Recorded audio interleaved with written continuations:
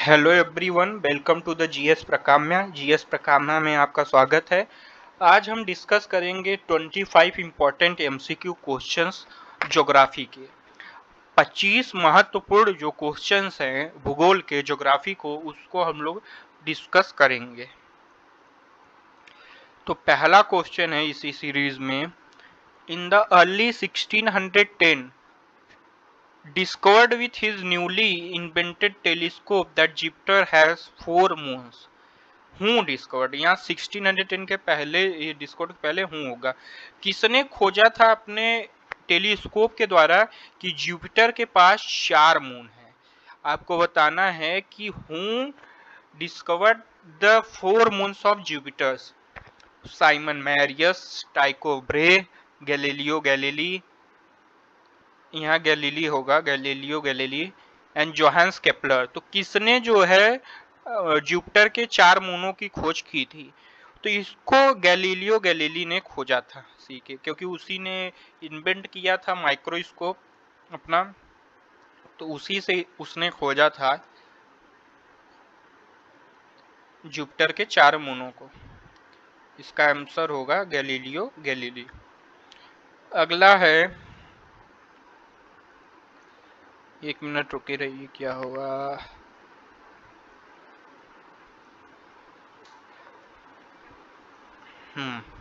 अगला है, who was the first to accurately describe the rings of Saturn as a disc around the planet in 1665। किसने यह बताया कि जो सैटर्न के अराउंड जो रिंग्स हम लोग देखने को मिलते हैं वो बेसिकली डिस्क हैं प्लेनेट के चारों तरफ। 1655 में ऐसा किसने बताया था? तो यह आपको बताना है। हिडेकी युकावा ने, गैलीलियो गैलीली ने, क्रिश्चियन हेजिंस ने, या अगला ऑप्शन कौन सा है, या गियोनी कैसिनी ने। तो आपको बताना इन चारों में से किसने बताया था कि जो सैटर्न के अराउंड रिंग्स है वो बेसिकली क्या है, डिस्क है प्लेनेट के चारों तरफ। तो इसको बताया था किसने, ये बताना है। तो इसको क्रिश्चियन हेजेंस ने बताया था। किसने बताया था? क्रिश्चियन हेजेंस ने। अगला क्वेश्चन है question number 3। All the changes in the weather of earth are caused by the, जितने भी जो चेंज होते हैं मौसम में अर्थ पे, अर्थ के वेदर में, वो किसके द्वारा कॉज किए जाते हैं? अल्टीट्यूड द्वारा, टाइड्स द्वारा, सन द्वारा, मून द्वारा। तो सन द्वारा, क्योंकि हम लोग मानते हैं sun is the ultimate source of energy on earth. तो अगला क्वेश्चन है question number 4। Who among the following discovered the concept of expanding the universe? किसने इस बात की खोज की थी, इस कॉन्सेप्ट की खोज की थी, एक्सपैंडिंग द यूनिवर्स कॉन्सेप्ट की खोज किसने की थी? तो एडविन हबल ने की थी, कार्ल एडवर्ड सैगन ने की थी, चार्ल्स मेसियर ने की थी, या टाइको ब्रे ने। तो किसने बताया था कि दैट यूनिवर्स इज एक्सपेंडिंग? तो इसको बताया था एडविन हबल ने। किसने बताया था? एडविन हबल ने। इन्होंने बताया था concept of expanding the universe. अगला है question number 5। Binod talks about the only planet with liquid water on the surface. Which of the following planet is he talking about?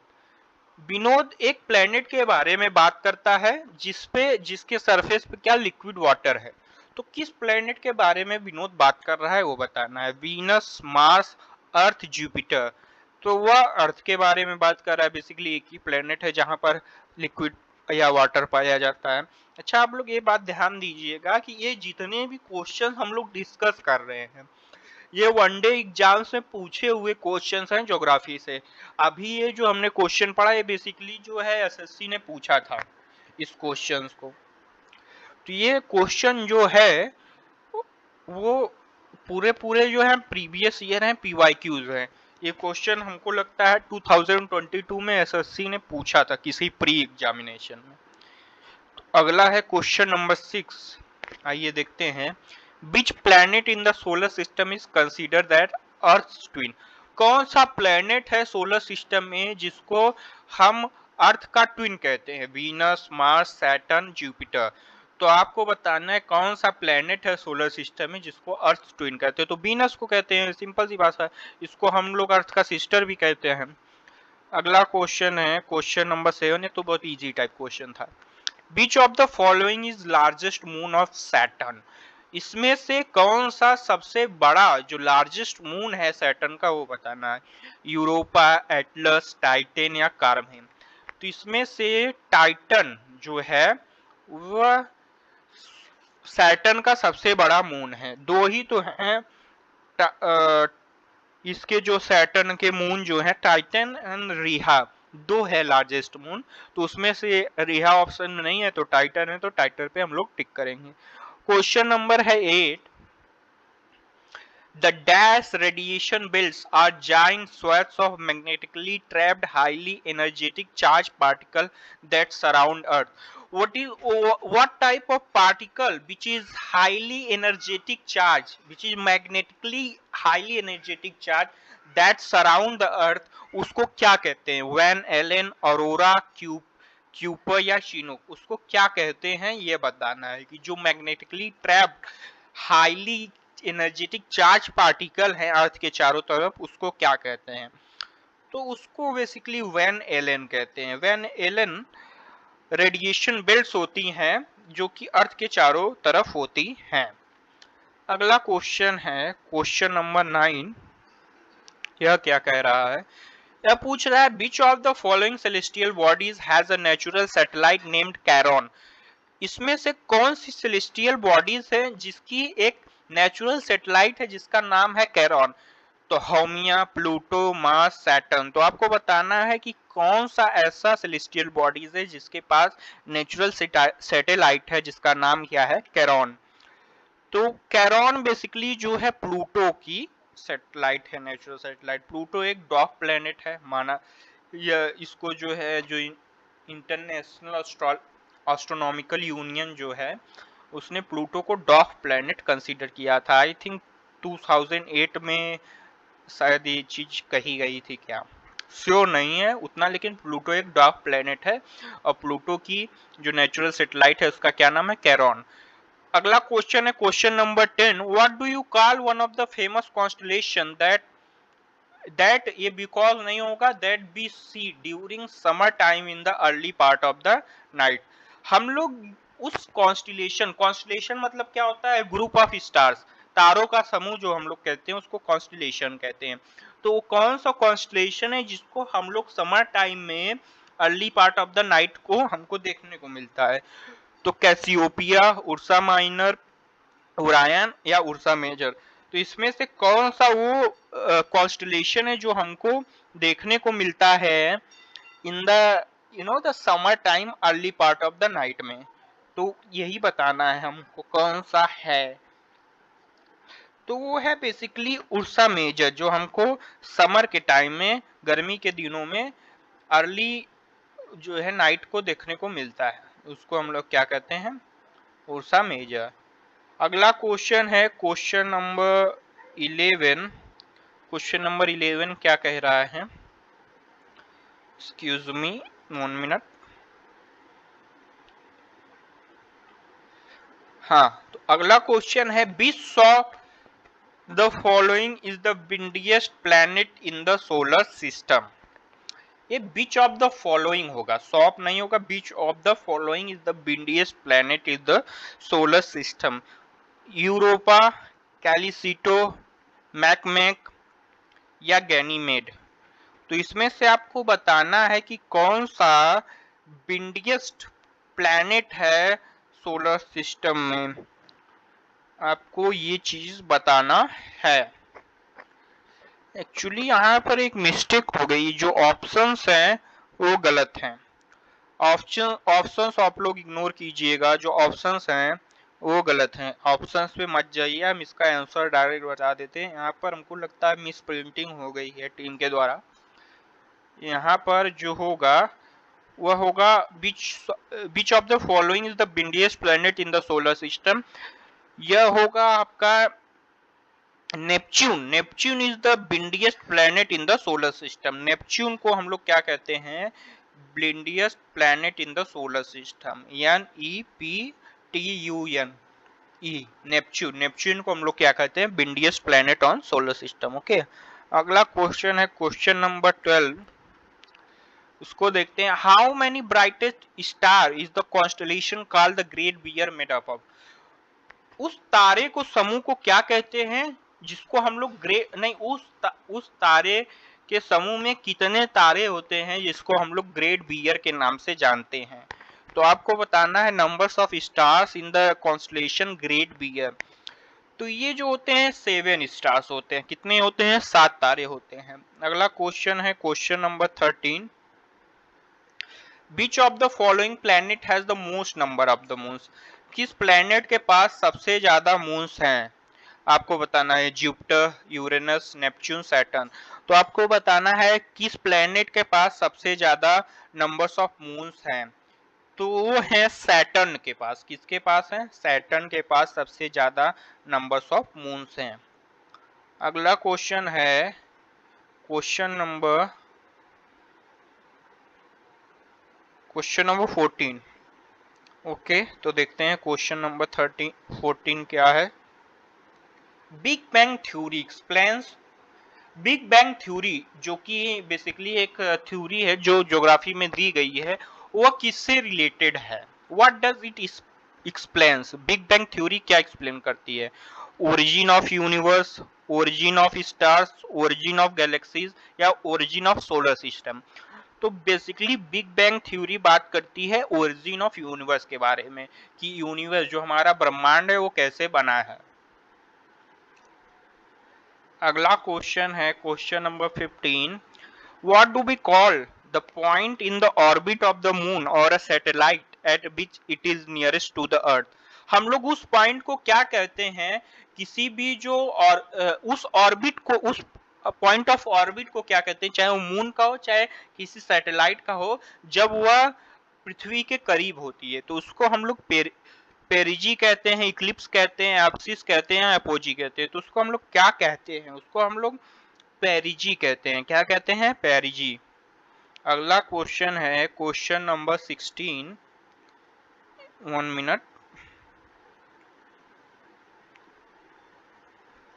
IC1101 is, IC1101 क्या है? Asteroid है, Galaxy है, supernova है, satellite है।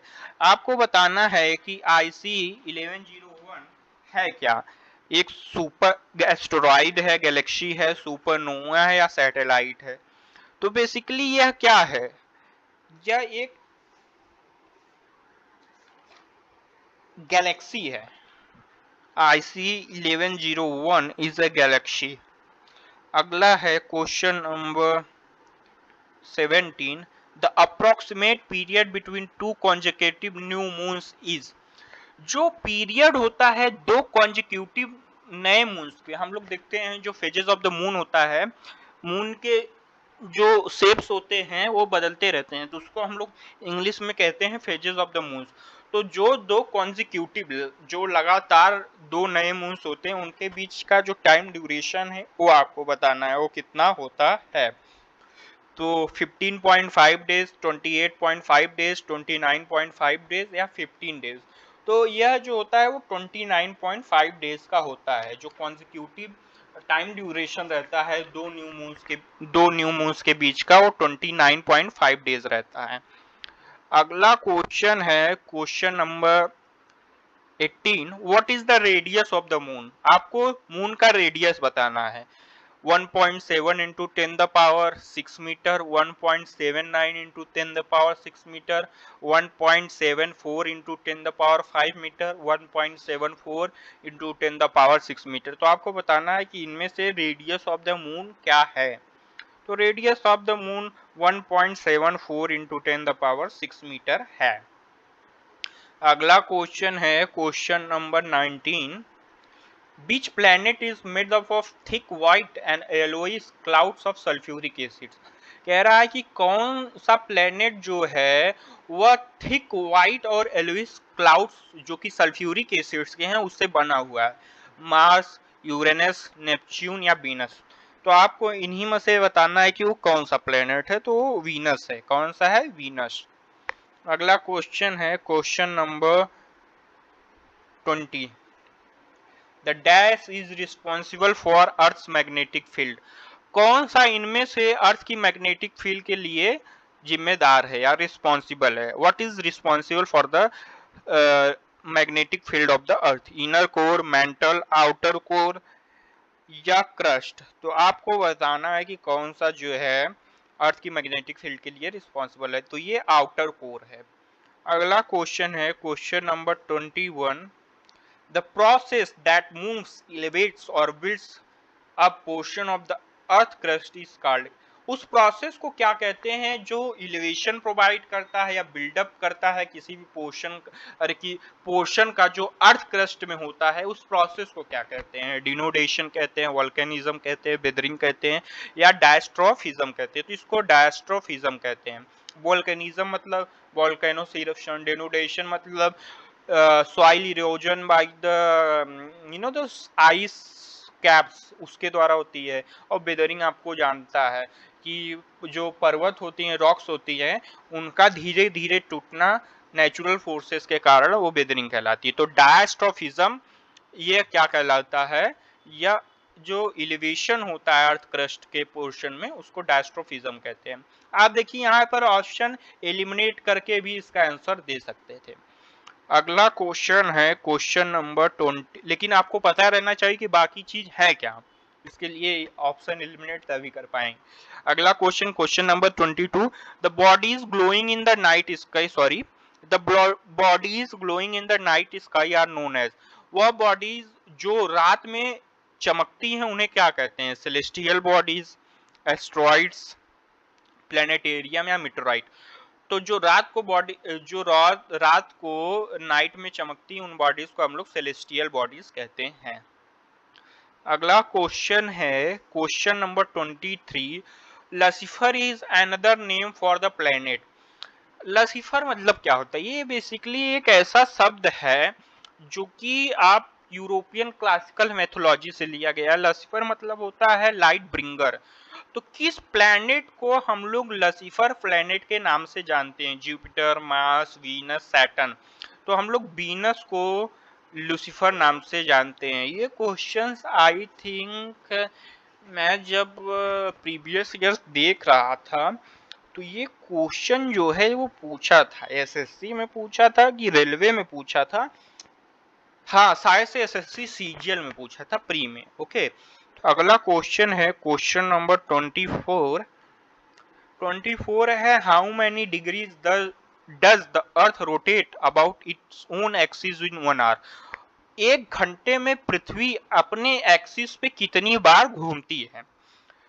तो हम लोग इसको कैसे इसका कैलकुलेशन भी होता है। सिंपल सी बात है कि एक घंटे में 24 मतलब दिन में 24 घंटे होते हैं, ठीक ना।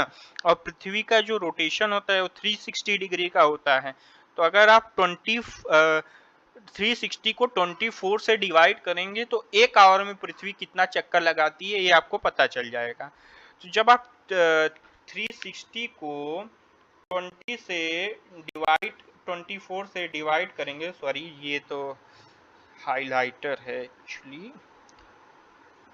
ऐसे ही डिवाइड कर लीजिए 24 को। 24 1 जा 1, फिर 5, हाँ 15 होगा इसका आंसर। कितना होगा? 15। और रोटेशन जो है अर्थ एक घंटे में अपने डिग्रीज पे घूमती है। अगला क्वेश्चन है question number 25। Which of the following is known as the study of earthquake. Earthquake की स्टडी को हम लोग क्या कहते हैं? सेस्मोलॉजी, लिथोलॉजी, सेमियोलॉजी या हिस्टोलॉजी। तो आपको बताना है कि उस विज्ञान को क्या कहते हैं जो अर्थक्वेक्स, जो धरती पर भूकंप आते हैं, उसकी पढ़ाई के विज्ञान को क्या कहते हैं? सेस्मोलॉजी, लिथोलॉजी, सीमियोलॉजी या हिस्टोलॉजी। तो उसको सेस्मोलॉजी कहते हैं। क्या कहते हैं? सेस्मोलॉजी कहते हैं। Thank you everyone. अगर आपको वीडियो अच्छी लगी हो तो लाइक करें, सब्सक्राइब करें और ज्यादा से ज्यादा शेयर करें। और अच्छे कंटेंट के लिए, अपडेट के लिए जीएस प्रकाम्या को सब्सक्राइब करके बेल आइकन